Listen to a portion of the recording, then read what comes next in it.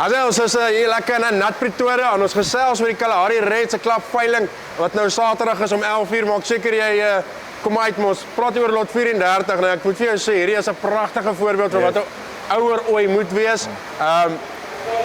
Kenneth gaan vir my gou hier deurvat en sê waarna ons moet kyk.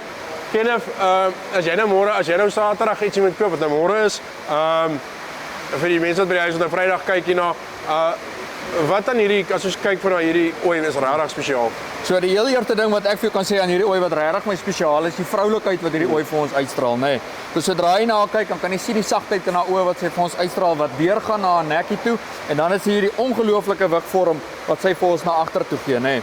Saam met dit kan ons vir haar bittermooi sprong van rib sien wat sy vir ons gee en ook met 'n baie lang kruis wat sy vir ons hierso agterna gee. Maar hierdie ooi is vroulik galore. Ja, jy het vroeër vir my gesê, sy het ook vir my sy pragtige horings en dit gaan saam met die kop. Wat bedoel jy daarmee as jy sê hierdie horings beweeg saam met die kop? Wat ek ook gesê het is verder, as ons begin by die punt van die neus, moet dit reg rondom saam met haar neusbeen loop.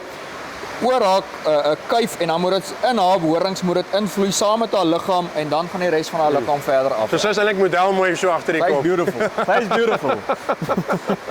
Vroeër 'n video gepraat van ons soek nie 'n te dik been, te sterk been nie. Yes.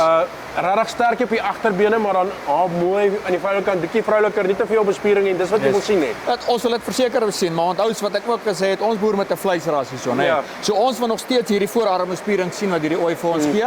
Tesame met dit as ons bietjie terug gaan na haar toe, dan kan ons sien hierdie bespiering op haar vangplekke wat ons van praat, kom lekker laag af. As ons ook aan haar buiteduie gaan kyk hierso, het sy ook lekker genoeg vleis wat sy vir ons gee en ook aan haar binneduie. Dis hoekom hierdie ooi so lekker breed trap. Ja, lekker vol hierso en binne by die lekker vol. En dan ongelooflike lengte op hierdie ooi. Ek weet nie of jy so op die kamera kan sien nie, maar die lengte is regtig spesiaal. So, iets van die lengte op die kruis wat die lengte vir ons baie spesiaal maak hierso. Jy kan sien dat sy lekker lang kruis wat hierdie ooi vir ons het en dit komplementeer hierdie lang lengte wat hierdie ooi ook vir ons tentoonstel hier vandag. Kyk, dis nou lot 34. Lot 34, ja. Okay, so Saterdag lot 34. As jy nou ernstig is oor teeling, hierdie is jou van jou goedjies wat jy moet merk.